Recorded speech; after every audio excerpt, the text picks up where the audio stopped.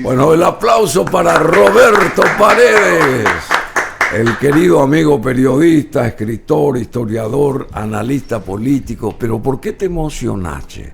Porque estás... Es raro lo que pasó, ¿no? Sí, claro. Justamente citaste... Pero brotan lágrimas de tus ojos. No. Sí, me claro. parece nomás tan pero brillante. Si yo te estoy... No, yo sé, están brillantes. Yo sé que vos tenés ojos brillantes como reza el título no de una canción acá. No por ese motivo. Estaba haciendo una compresa a la avenida, solo por eso. Sí. Una compresa. Sí, una compresa porque me puse una crema que me entró en el ojo y me provocó una reacción media alérgica. Entonces estaba haciendo una compresa. Bueno, pero por vos lo te acordás de Gene Hackman. Sí, claro, ¿verdad? Es imposible no acordarse.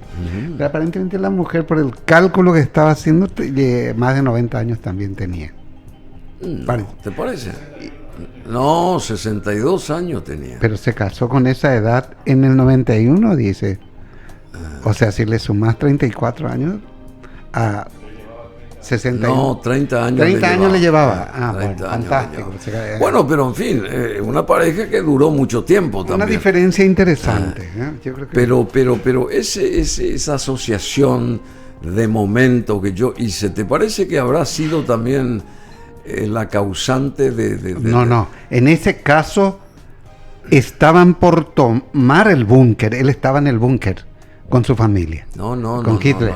Vos hiciste un paralelo con Goebbels. Con Goebbels. No, hablo de que todos se autoeliminaron al mismo tiempo. Claro, porque iban a tomar el búnker. Entonces, pero eso ya es una anécdota. Supuestamente, ¿Y esto habrá pasado con ellos? Que se murieron todos así de golpe, que se cansaron de vivir una cosa así.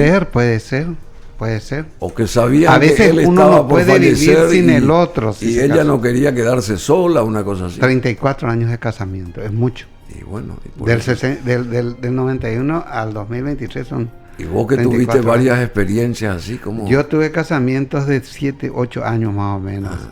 Por regla, a esa altura ya termina todo. O sea que antes de autoeliminarse buscabas otra. Claro. Antes de autoeliminarte. Pero nunca una menos de 30 años. Este tipo era un genio, lo siento, tengo que declararlo. Un genio. Claro. Menos de 30 años. Es una diferencia fabulosa. Bueno, Roberto Paredes está con nosotros, amigo de siempre, un trabajador, investigador, periodista, escritor, ya dije todo eso, documentalista también, y bueno, y es fanático y le interesa la parte educativa, digamos, le interesa la parte educativa, y comenzaron las clases la pasada semana, o esta semana comenzaron las clases. Ahora, sí. Y está también la primaria, la secundaria y la terciaria, que también forma parte de nuestra formación, muy importante, por supuesto. ¿Cómo estás mirando lo de la educación en Paraguay, querido? Preocupado. Roberto Paredes. Preocupado, venimos arrastrando una vieja preocupación. ¿Así? Sí, porque la educación, en vez de mejorar con la reforma, empeoró. ¿Así? Digamos que los bachilleres... ¿Con la reforma hubo alguna reforma? Se intentó. Yo hablé con uno de los principales promotores, me voy a reservar el nombre, pero me habló de un sistema que se quiso aplicar llamado formación en cascada para la reforma, de los profesores que iban a formar a otros profesores para aplicar la reforma. La reforma era sencilla, ¿verdad? Nosotros, cuando fuimos jóvenes, niños y adolescentes, repetíamos con un sistema que nació más de 200 años antes, que se origina en un libro de Rousseau, que se llamó Emilio, ¿verdad? Emilio sobre la educación. Emilio sobre la educación. Y era por repetición. Yo le estaba contando, Manuel no podía creer, le decía que aprendíamos cuando se independizó el Paraguay, 14 y 15 de mayo de 1811. Teníamos que repetir. Gota que horadaba la piedra. Nosotros teníamos que repetir, era un sistema de repetición. Gota que horadaba la piedra. Sí, correcto. Bueno, eso se aplica hasta que digamos que se percatan, sobre todo Piaget, un estudioso europeo, que estábamos metiendo la pata, e inventa un sistema llamado constructivista, ¿sí?, al que le sigue Paulo Freire en el Brasil, que hace grandes aportes, y se invierten los papeles. El maestro pasa a ser un facilitador, debería pasar a ser un facilitador, y el que dirige la clase el alumno. Al revés. Al revés. ¿Por qué el alumno? Porque fíjate que los niños tienen una curiosidad inagotable, ¿sí? ¿Por qué ocurre esto, papi o mami? ¿Por qué esto? ¿Por qué aquello? ¿Por qué? Esa es la característica del niño hasta que llega a la escuela. Llegaba a la escuela tradicional, antigua, que tenía que ser superada, y ahí el alumno se tenía que callar. ¿Por qué? Porque el profesor le iba a enseñar lo que necesitaba saber. ¿Sí? Sí. Entonces, Bruno, silencio, ¿no? Muy interesante. La lluvia. Esto es... Lo que nos recordás, Emilio o de la educación, es un tratado filosófico de 1762, correcto, sobre la naturaleza del hombre, y escrito por Jean-Jacques Rousseau, según él mismo, la mejor y más importante de todas sus obras, Emilio o de la educación. Correcto. El texto trata temas políticos y filosóficos concernientes a la relación del individuo con la sociedad en particular. Señala cómo el individuo puede conservar su bondad natural. El autor sostenía que el hombre es bueno por naturaleza, claro, mientras interviene en una sociedad inevitablemente corrupta. Y en la obra, Rousseau propone la descripción de un sistema educativo que permita al hombre natural, entre comillas, convivir con esa sociedad corrupta. Acompaña al tratado una historia novelada del joven Emilio y su tutor, ilustrando cómo se debe educar al ciudadano ideal.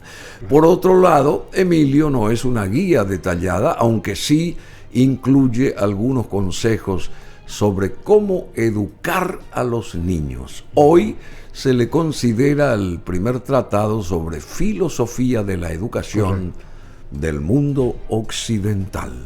O sea que eso, Bruno, esto no Sintetiza. valió gran cosa, ¿sí?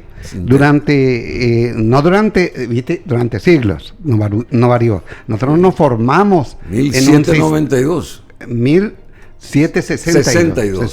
Perdón. Sí, antes de la Revolución 62. Francesa. Y después con la Revolución Francesa sí se aplica. Fíjate que antes, 2000 años atrás, o más de 2000, ¿a quién se le formaba? Solo se le educaba a tipos como Alejandro Magno, por ejemplo. ¿Quién fue su preceptor? Su maestro, Aristóteles. Pero ¿por qué se le necesitaba enseñar? Porque iba a ser gobernante, iba a ser rey. Necesitaba hablar varios idiomas para las relaciones internacionales, necesitaba conocer de administración, de filosofía, de política, relación con la gente, todo ese tipo de cosas. Conocer al mundo de aquella época. Los demás no necesitaban conocer nada. O sea, cuando vos le preguntaste... Eran arrastrados como borregos nomás. Hasta hace poco. ¿Sí? ¿Por qué? Porque no se necesitaba educar. La educación se generaliza y muchos llegan a ser ministros, inclusive acá en el Paraguay y en otras partes, sin saber para qué se educa. Sí. Y es simple. Y muchos ocupan lugares preponderantes sin haberse recibido en el colegio también. Claro, o falsificando títulos como algunos que se presentan como abogados, todo ese tipo de cosas. ¿Sí?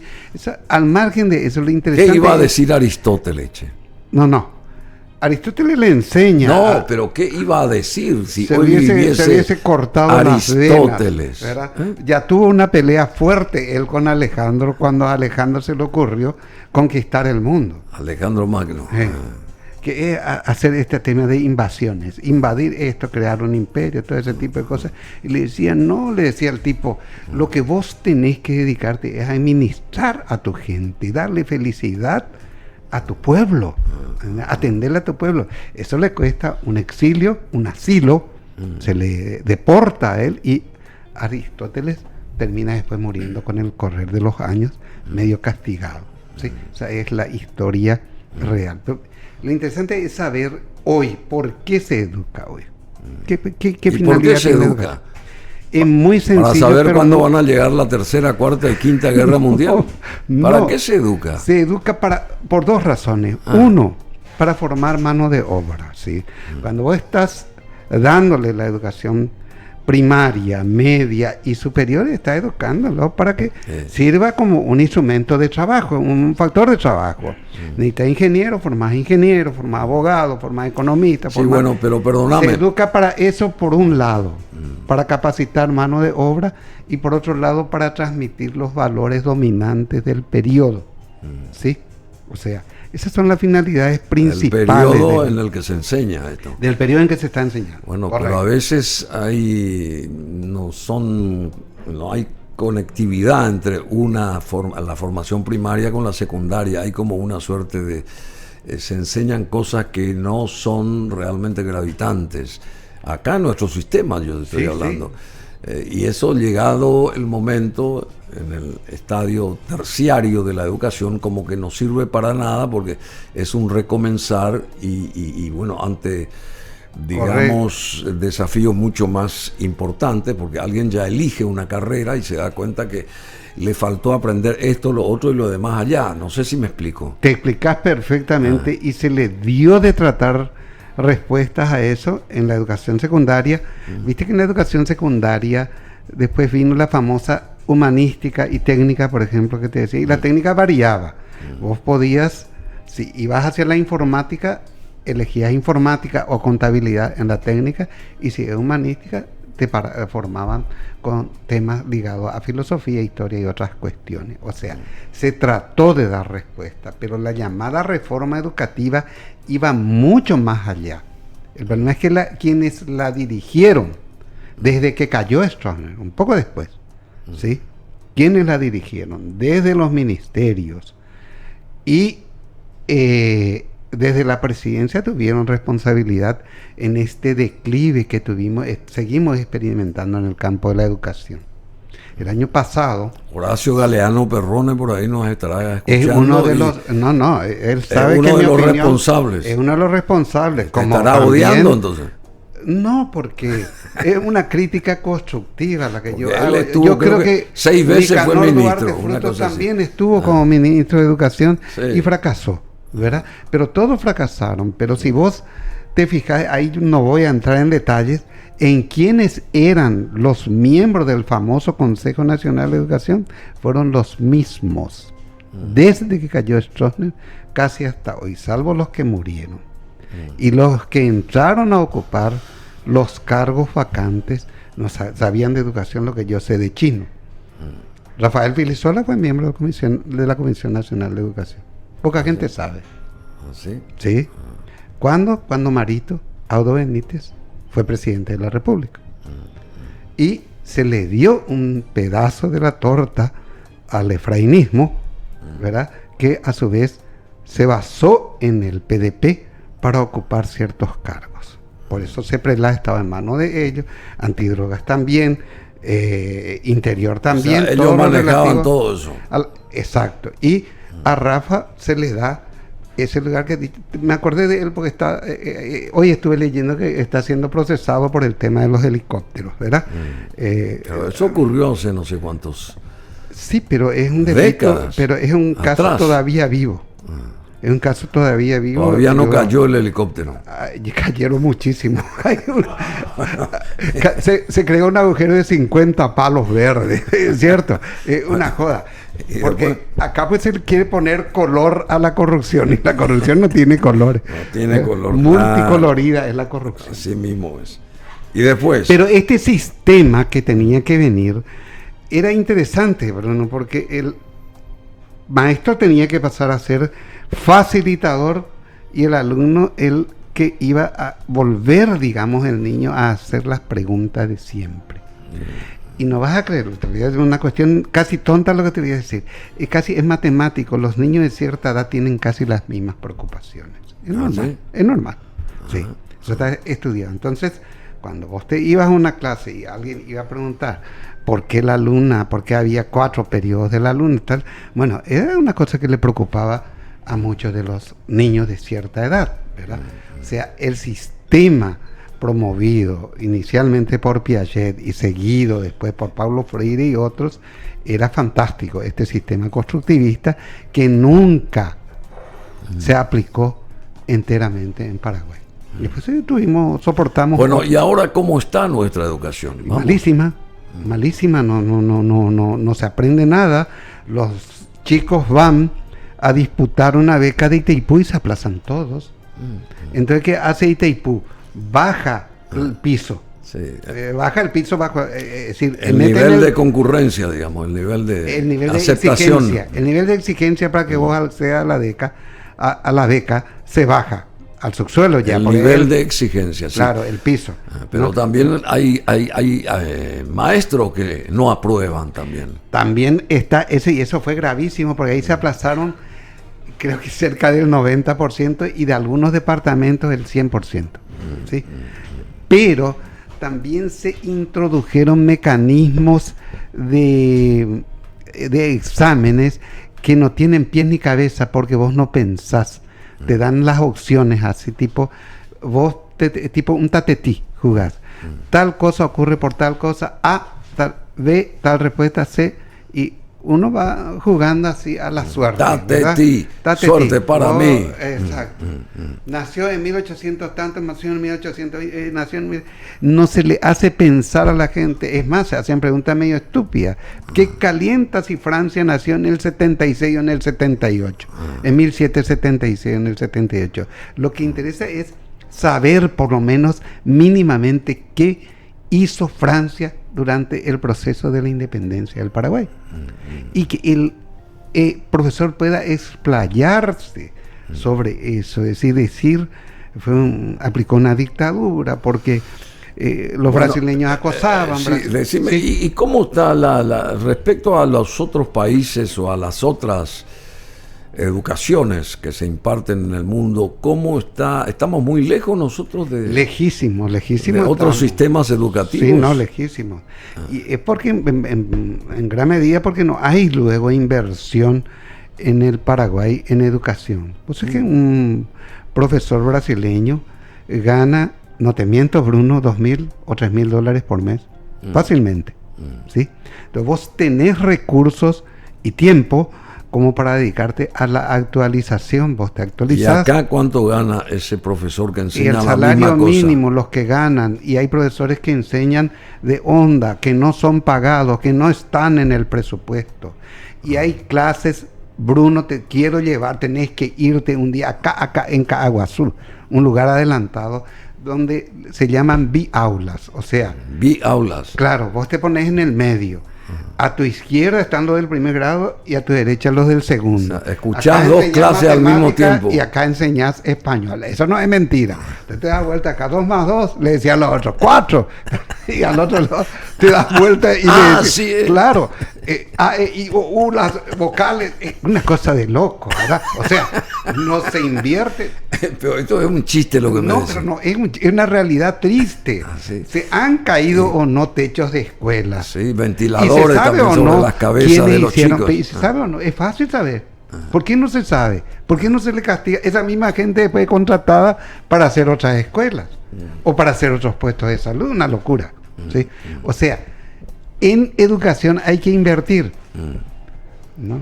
Hay un país, en Dinamarca, por ejemplo, la educación, que es uno de los ejemplos de la educación, los alumnos tienen hora de llegada.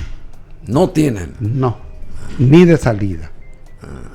Ellos llegan cuando tienen que llegar, cuando quieren llegar. O sea, vos podés llegar a las 8 y yo llego a las 9. Ah, sí. Sí. Y me retiro a las 11. Tengo ganas de hacer otras cosas, tal. Y los educadores tienen una preparación de ¿qué es lo más asombroso? De ahí salen los mejores profesionales de ese país. ¿No querés implantar esa metodología, Cache? Sería interesante, porque acá mucha gente... ya nadie se va a ir al colegio. No. ¿Por qué existe la escuela ya nadie va a asistir? ¿Por qué existe la doble escolaridad? No es para tener más tiempo para educarle a las criaturas. Ese tipo de cosas no se discute y no se entiende. Hace poco yo estuve en Ibayaú hablando con educadores. Así. Y lo que dijeron los educadores, los niños por poco no eran satanases, ¿verdad? Que los pendejos de hoy no servían para nada, que no estudiaban, que no aquello y tal. Tan mal estaba hablando de los menores. Entonces yo en un momento le escucho atentamente y le pregunto a la señora, a una de las profesoras, ¿vos enseñás? ¿Tenés hijos? Sí, tengo. ¿Cuántos? 3. Fantástico. ¿Y vos enseñás qué días? No, yo enseño todos los días. De mañana. De mañana, de tarde. Y de noche. Y de noche en algunos casos. ¿Y quién le cría a los niños? Le digo yo. Al final, pues, los responsables. Con razón que salen así. Claro, 2 más 2, 4, lo siento mucho. Pues vos le contratás a una tipa que viene para cuidarle a la criatura, enciende el televisor, le tira un celular al crío, al chico, ¿verdad? Y jugá ahí lo que quieras. Y la otra vez su telenovela, fantástico. Después cobra por eso. Y entonces, tiene que ser venezolana, che, la telenovela, claro. Bueno, se invierten las cuestiones, o sea. Y lo peor es que dentro de poco, todos vaticinan ya que la jornada laboral no vamos a tener mucho laburo por la automatización, la robotización y todo ese tipo de cosas. Entonces, o sea, vamos a estar sueltos. Claro. La doble escolaridad se dio por lo siguiente. Se necesitaba de la mano de obra femenina en las industrias, en los comercios y en los servicios. Entonces, había que posibilitar que la madre pueda ir a laburar. ¿Y qué le hicimos con los niños? Le metimos a la doble escolaridad. Yo suelo hacer muchas encuestas directas con los niños, Bruno, y le pregunto, ¿cuántos profesores tenés? 12, 11 o 12, no recuerdo bien. Bueno, pero y son todos animados, aburridísimos son. Esa es la definición. Ya sé. Entonces, hay un fracaso que tenemos que asumir, Bruno, como sociedad y tratar de llevar adelante esa reforma. Pero yo te pregunto, está muy bien lo de la reforma. Acá tenemos que hacer la reforma del Estado, que tampoco nadie empieza a trabajar sobre ello. Y apenas se iniciaron las clases y se acumulan supuestas irregularidades del programa Hambre Cero. ¿A vos qué te parece el famoso Hambre Cero?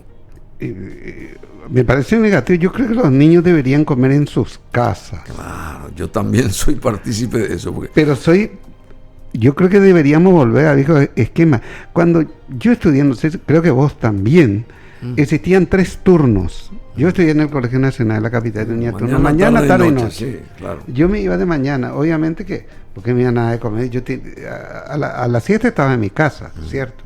Yo me iba turno mañana, ¿sí? Y los que iban al turno tarde comían y se iban a la escuela, ¿cierto? Y los de la bueno, pero se parte de la base que no tienen los padres nada ni para que desayunen los chicos antes de ir al colegio. Se van con el estómago vacío. Dicen que por eso surge esto del hambre cero. Bueno, pero eso se hubiese resuelto de otra manera, ¿verdad? Es un problema social que tendría que resolverse de otra manera. La razón real es la otra, la que te dije. Se necesitaba que las mujeres ocupen puestos de trabajo, entonces se hace la doble escolaridad, y como hay doble escolaridad hay que darle de comer algo a los niños. Ese fue un negociado terrible, se gastó muchísimo dinero en merienda escolar y se le dio galletitas con, ¿cómo se llama? Criollitas y ese tipo de cosas. Con bichos, con bichos se le da a la criatura, y algunos morfaban porque cuando el hambre ataca comen lo que sea. ¿Sí? Hasta bicho aquí no. Hasta bicho aquí.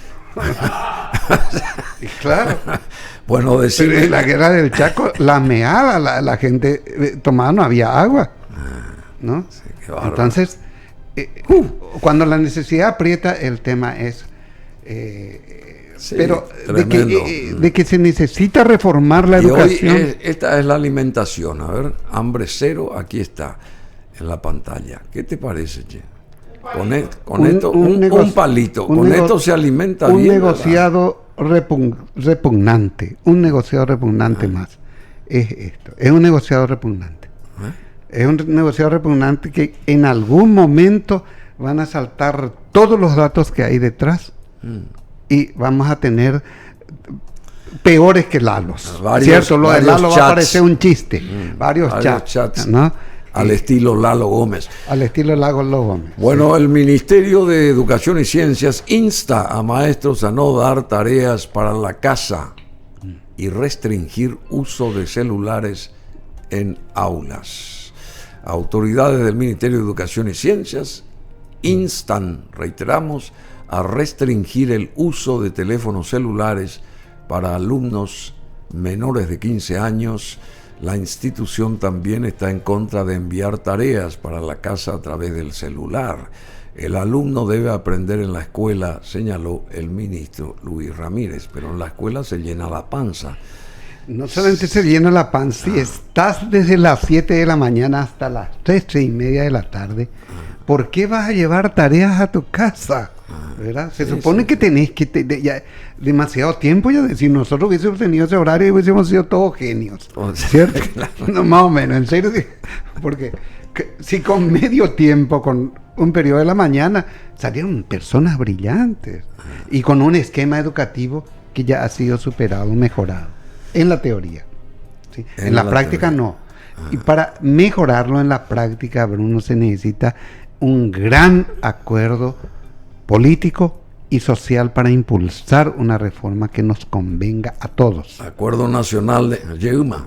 Un pacto nacional, un pacto... Pactos de la Moncloa, che. Un pacto de la Moncloa que fue fantástico porque cuando se produce el pacto de la Moncloa, vos que conociste mucho, que viajaste mucho, sabías perfectamente que Franco dejó casi un país tercermundista. Es decir, la España de entonces era tan pobre como cualquier país del tercer mundo.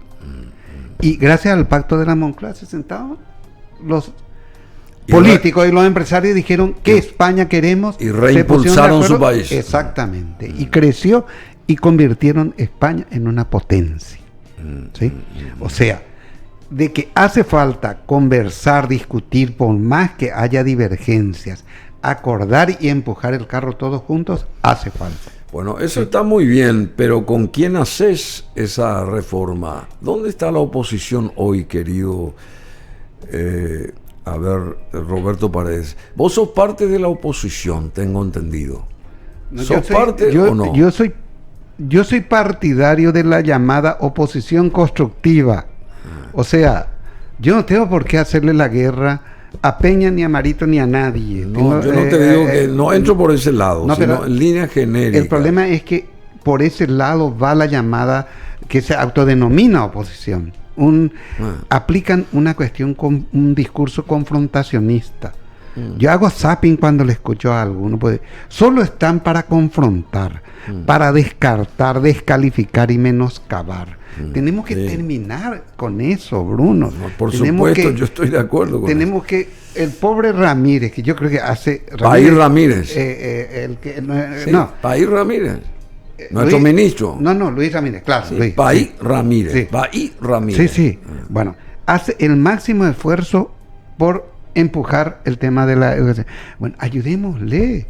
Sí, no vivamos criticándole, puta, error acá, error en esto, es un inútil, por Dios, no nos vamos a ir a ningún lado, si nos descalificamos todos. Bueno, ¿cómo sería idealmente una cumbre de poderes según la mente brillante de Roberto Paredes? ¿Cómo se hizo la cumbre de Yalta? Se sentó un representante de la monarquía en un extremo. Y en el otro extremo un representante del comunismo. Bueno, querían estar uno pegado al otro. Claro. No querían estar. No. Para Churchill era un comunista, él representaba una monarquía. Como si ahora estamos muy cercanos. Nosotros estamos cercanos, pero nosotros tenemos más coincidencias de las que te imaginas. Sí. Sí, bueno, mucho más. Y en el medio, Roosevelt. Para mí, yo soy admirador así declarado de Roosevelt. De Franklin Delano Roosevelt. Lamentablemente se fue en medio de la... Se fue en medio, un poco antes de terminar la guerra. La guerra terminó en mayo y él se fue en abril. Un poco antes. Pero hasta en su enfermedad él fue el gran conductor. Tuvo 4 mandatos. 16 años gobernó. Roosevelt. Sí. Él dijo, un capo, ¿verdad? Pero se hace eso hablando entre diversos. Conversando entre diversos, así se pacta. No hay otra vía, ¿verdad? Porque si nos tiramos piedras. Eso me decía Thomas cuando yo fui consejero en la EBI, me decía, es fácil negociar con los pagas. ¿Vos conociste a Modern Talking, Thomas Anders? No, yo le conocí a Oscar Thomas, que fue, a lo mejor manejó, no sé, manejó mucho dinero, ¿sí? Manejó una de las hidroeléctricas mayores del planeta Tierra, Oscar Thomas. El argentino. Sí. El argentino me decía, es fácil negociar con usted. ¿Y por qué? Porque entre ustedes se pelean y se debilitan. Claro, ¿sí? Entonces nosotros hacemos lo que se nos canta. Es sencillo. Mientras ustedes se pelean, nosotros. Claro, y los brasileños la misma cosa. ¿Verdad? Pues, uno dice que a un periódico se le ocurrió inventar el término de expertos. Tenemos como 500 expertos más o menos en hidroeléctricas que nunca, a lo mejor cambiaron un foco siquiera en su vida, pero son expertos en cuestiones hidroeléctricas. Estamos entrando en otro terreno que te deberíamos de analizar alguna vez contigo, porque vos estuviste también estuve en conexión, ahí, conozco y con te todo ese mundo de... Te puedo decir, Bruno, sin engañarme, que hay exdirectores que no saben lo que es una entidad binacional. ¿Sí? Que decían, hay que aplicar el código. No hay código. El orden de prelación de leyes. Debajo de la Constitución están los tratados internacionales. Sí, el Tratado de Itaipú está debajo de la Constitución nomás. No se puede aplicar. Ni el Código Laboral, ni el Código Civil. Ningún código se puede aplicar. Bueno, decime, vamos otra vez para no apartarnos tanto del... Vamos a la educación. Del main point, que es la educación. Ese pacto tipo los de la Moncloa que vos estás señalando, pero en la esfera educativa. Acá hoy en Paraguay, ¿quiénes podrían componer o integrar esa mesa? Una mesa de diálogo con miras seriamente a reformar nuestra educación. Respecto a los que están hoy presentes, ya sea políticos, educadores, qué sé yo, de todos los colores, habidos y por haber en el marco político, ¿quiénes son los que podrían sentarse a esa mesa reestructuradora, digamos, de esta historia educativa?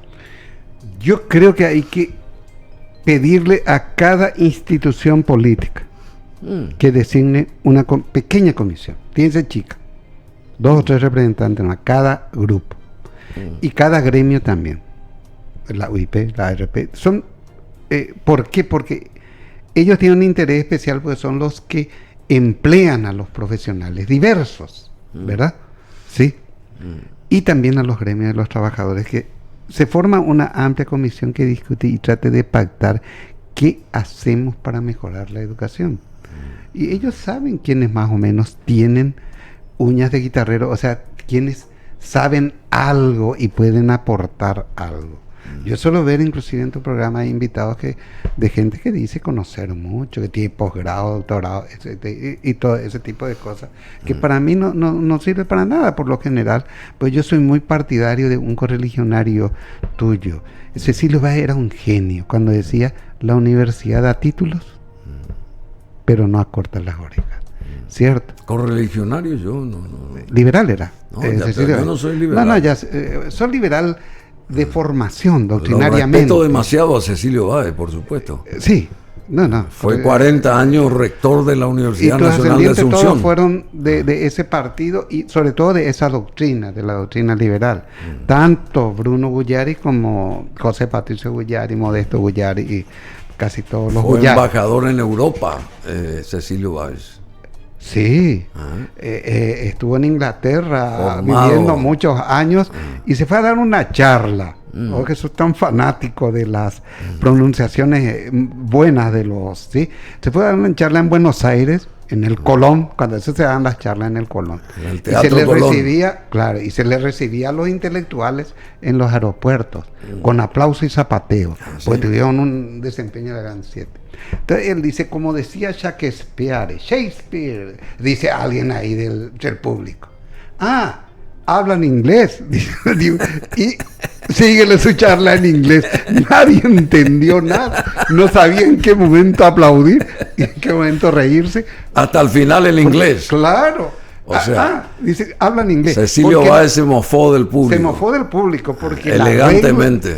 La regla de la Real Academia Española es que en español se pronuncia como se escribe, se dice. Esa es una regla de oro. O sea, tendríamos que decir Shakespeare y no Shakespeare. Pero si vos decís Shakespeare, el antitoque, ¿verdad? Salí con una mina, y Dios mío, Shakespeare, me hace un shaque medio fuerte ya de entrada, ¿no? Bueno, muy entonces, bien. Es una joda, ¿verdad?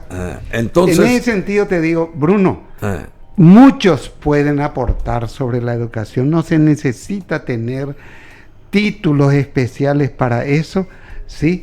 Tienen que entrar nomás, pensar, debatir y tratar de... ¿Y por qué no se hace eso? No se lleva adelante esta idea que habrán tenido muchos. El presidente de la República del Paraguay actual, podés ver su primer discurso, llamó a un gran pacto y le tiraron piedras de varios lugares ese mismo día. El día en que él asumió, se hicieron algunas manifestaciones, ¿sí? No tuvieron mejor idea algunos próceres que seguir impulsando el confrontacionismo, ¿verdad? Llegaron los mochos. Yo estuve... Me gustó eso, confrontacionismo. Sí, esa es la política aplicada. Confrontacionismo, sí. Yo estuve en un debate, le podés preguntar a Neri porque él coordinó. Me invita Bernardo Neri Farina. Exacto, en la Feria del Libro. Había ganado. Que debe de estar también ahí. Si se hace imaginariamente una reforma. Si algunos lo consideran apto para eso, fantástico. Lo ponen como candidato. Algunos. Y por sector, pues tiene que ser por sector. El problema es que cuando vos no estás en ningún sector, no te pueden designar. Por ejemplo, Roberto Paredes no va a ser parte, porque no es de ningún partido. ¿Sí? Entonces, ni de ningún gremio. Vos sabés que ayer o antes de ayer lo tuvimos acá a Narciso Velázquez, que fue por 10 años rector de la Universidad. Lo conozco, Nuestra Señora de la Asunción. Sí, de la Católica. Claro, impresionante la sapiencia y la manera Sabe de muchísimo. Discernir que tiene este señor. Él debería de ser uno de los que pueda... Correcto, es... transformar la educación. Correcto, es uno de los que puede hacer grandes aportes. Y está dentro de eso, no, está tirado, está en la cuneta. Claro, se lo sacó ahora. Se lo sacó, está en la cuneta. Entonces... Según él renunció porque ya pasaron 10 años, pero yo creo que lo sacaron, ¿verdad? Pero no importa, bueno, por ahí no viene la discusión. Es una mente brillante. El que lo sustituyó, si querés le invito... te vas a asombrar. Con B larga comienza la apellido. Boehner. Boehmer, creo que Boehner. Boehner, no sé cómo ustedes lo dicen, pero es Boehner. Yo estuve cuando él era rector del Seminario Mayor. Quiero que venga acá. Hace 6, 7 años yo estuve en el Seminario Mayor dando charlas sobre historia, invitado por él. ¿Sí? Estuve dando charlas sobre historia. O sea que vos tenés un acercamiento con él mismo. Sí, yo lo conozco, lo respeto, nos respetamos muchísimo. Es una persona que como Narciso sabe muchísimo. Fue rector del Seminario Mayor. Bueno. O sea, tiene una experiencia muy larga en eso. Sí. O sea, hay gente, Bruno, que puede aportar el tema de identificar a esas personas, hacer que se pongan a discutir y reformar. Pero yo creo que esto que vos estás diciendo, que estamos diciendo, es ya más que remanido, porque se sabe que el que llega a ser ministro de Educación, en este caso, no me refiero solamente al actual, se sabe que habrá pasado por un montón de sedazos, ¿verdad?, de tamices en cuanto a aceptación o no. Por eso llegó a donde llegó, por eso le asignaron, y ya hay un consenso de cómo orquestar un nuevo cambio en la educación. ¿Y por qué siempre se está patinando y repitiendo las adversidades, digamos? Lo que no hay que hacer siempre se repite, en vez de encarar algo seriamente de cara al futuro y a una verdadera transformación. Yo creo que el hombre todavía, inclusive, hay cosas que no reformamos a tiempo. la ONU no se reformó a tiempo, ahora Estados Unidos está diciendo le vamos a sacar todos nuestros fondos. O sea, Naciones Unidas. sacando ellos, Naciones Unidas, Desaparece. se va a la China. Sí, Sí, desaparece. claro. ¿Cómo desaparece la OEA? Un montón de instituciones que bancan. ¿Y la OEH no está en ese listado? Claro que está. Más que está en ese listado. Bueno. Y más que justificada está su desaparición. Y la creación de nuevas herramientas adaptadas a las exigencias actuales. Cuando se apostó al globalismo, quiero que lean algo del sistema educativo japonés.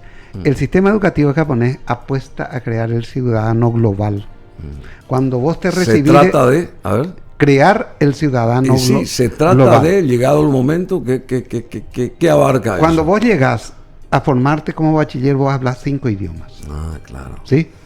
Sí. Hablas inglés, obviamente, pero además del japonés, hablas el chino, hablas alemán y hablas español. El español es uno de los idiomas más hablados en el planeta Tierra, entonces es obligatorio en muchos países.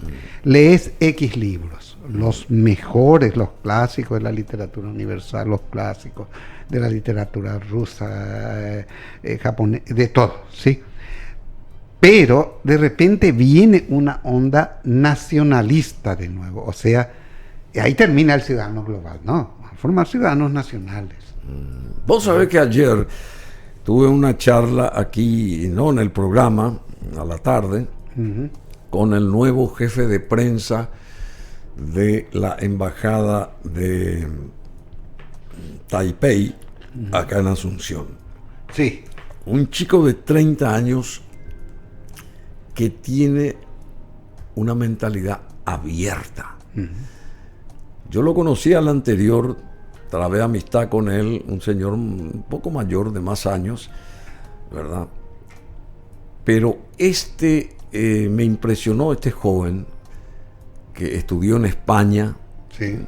habla el chino mandarín y el taiwanés, que me explicó que son dos idiomas totalmente distintos, habla inglés, por supuesto, habla italiano, y no sé qué más. Una preparación impresionante, Sí. y lo que él quiere es reimpulsar la imagen de Taiwán aquí en Paraguay y en Sudamérica. Reimpulsar, porque acá como que a los taiwaneses se los tiene a un costado, a pesar de que tenemos relaciones diplomáticas con Taiwán hace casi 70 años, Se les discrimina. pero se les discrimina. Correcto. Y cuando hablamos de Taiwán, automáticamente nos viene a la cabeza Pekín. Sí. Ah, Pekín, como que la Claro. solución es China continental. Y él me dijo, y sí, eso es porque nosotros no sabemos comunicar la importancia de nuestro país. Y también porque acá se metió un chip a los ciudadanos paraguayos adverso a la realidad, porque acá se hablan de maletines y ese tipo que llegan, Eso de es real, cosas no es- que llegan a las autoridades. Según él, dice que no es así.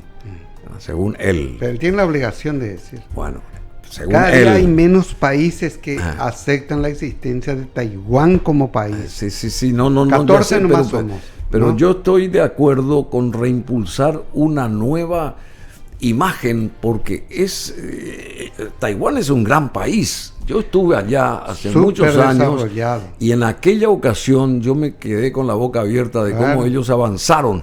Imagínate ver a Taiwán hoy, en el siglo XXI, en el 2025, ¿cómo será? Porque pasaron 30 años de aquel viaje que yo... en el que Estuviste estuve, también ¿verdad? en China continental. Sí, también, por supuesto, pero te quiero Y decir... China continental de hoy también es otra cosa. es otra ¿Verdad? cosa, completamente. Si ahora fueses, te asombrarías. Y te quiero decir nomás la mentalidad. Hace un mes que este chico está acá. Hace un mes, todavía Sí, no sí. salió de Asunción y qué sé yo. Pero tiene una mentalidad abierta y Qué es más miedo. o menos lo que vos estás diciendo respecto a este cambio en la educación, ¿verdad? Claro. Que hay que mirar un poco a todos los costados y bueno, no inventar la rueda, porque ya se inventó la rueda hace rato. Aplicar nomás lo que es fructífero en Es todos lados. correcto. ¿No te parece? ¿Para qué vas a inventar nada si ya se inventó? Claro, ¿verdad? Vamos a tratar de hacer un coche. Bruno, basémonos en los modelos de Ford, Chevrolet, Toyota, lo que ya se hicieron los vehículos, ¿cierto? No hay nada que inventar. Bueno, querido Roberto, vos estás escribiendo también ahora. Estoy escribiendo. Así que estás escribiendo. ¿Tus Estoy memorias? terminando. No. Todavía no. Todavía no. Dentro de unos 30 años puede ser. Te digo es una broma. Bruno, estamos lanzando en estos días el primer libro sobre la Candelaria. ¿Sí? Pero se va a concentrar con Jorge Codas Thompson en el hotel La Candelaria, historia del hotel, cómo vino a la Candelaria, este hotel fantástico que se hizo en Areguá, que influyó mucho en el cambio que se está dando en Areguá. Se volvió un loquero ahora, ¿verdad? Sí. Y ese hotel tiene una historia fantástica. Y detrás de la historia del hotel también hay una historia fantástica. Busqué un libro de los ascendientes. El bisabuelo de Jorge era el coronel Thompson, George Thompson. Sí. Jorge Thompson. Sí, George Thompson. Correcto. Entonces George Thompson escribe y describe al Paraguay de una manera que a mí me parece vale la pena socializar. Él estaba asombrado por cómo se vivía en Paraguay. Él llega en el momento en que en Inglaterra, de donde venía, ¿sí?, o en Gran Bretaña, se estaba produciendo la Revolución Inglesa. Y habían criaturas de 9, 10 años que trabajaban en las minas de carbón, jornadas de 10, 12, 14 horas al día. ¿Sí? Que morían a los 14 años y vienen acá y se encuentran con lo que él describe casi como un lugar paradisíaco y a la gente como gente excelente.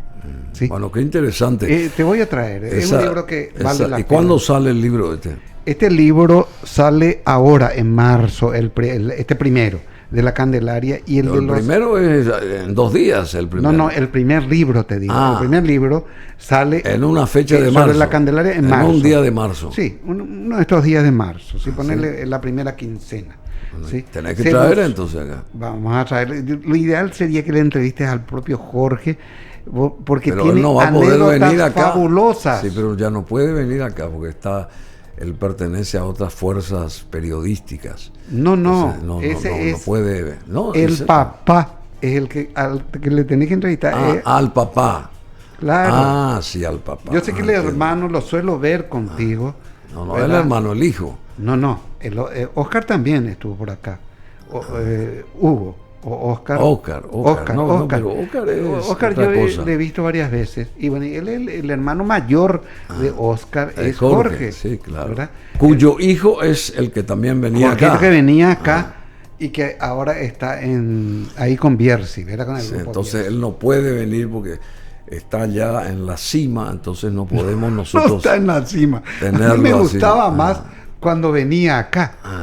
Bueno, pero esas son Pero percepciones cada uno tiene individualistas. Claro, cada uno elige el camino que quiere seguir. Fabuloso. Porque todos los caminos conducen a Roma. Todos. Bueno, querido Roberto, muchísimas gracias. Muchísimas gracias a vos, Bruno. Ojalá que en el campo de la educación podamos avanzar. Y vos tenés que estar ahí sentado en primera fila. No, voy a hacer Llegado unas pequeñas el momento contribuciones. de la Estamos reforma. estudiando la posibilidad de hacer algo de lo que te dije con la gente del Alto Paraná. Estoy en conversaciones ¿sí? con Miguel Prieto sobre la posibilidad, no por nada, y por una razón especial. En el examen ese de los profesores de Alto Paraná fue el último, ¿verdad? Entonces vamos a tratar de dar una mano para que eso se revierta, ¿sí? Para que tengamos... ¿Vos decís que Miguel Prieto puede llegar al Palacio de López? Puede llegar... ¿Cuándo? Ahora, en el 28, sí. Tiene todas las condiciones sí. de todos los candidatos que tenemos hoy, o precandidatos, él es el mejor de lejos. ¿Te parece, che? Pero ¿a quién vos le considerás el mejor de lejos? No, te digo nomás, no quiero que te definas, Bruno. O sea que yo te tengo un profundo respeto como profesional, pero de todos los que están en la cancha hoy, él es el que tiene mejor, pinta como el mejor caballo, diría un tipo que está en juego en carreras de caballo, ¿no? Es un tipo vigoroso, tiene ideas fantásticas. Ya está en la gatera, entonces. Ya está. asombró al país ahora con su final de año, ¿sí? Se hizo con las lucecitas, con los fuegos de artificio, que según 500 millones de guaraníes costó. Mucha gente pensó que a la ciudadanía, pero pusieron los empresarios la plata.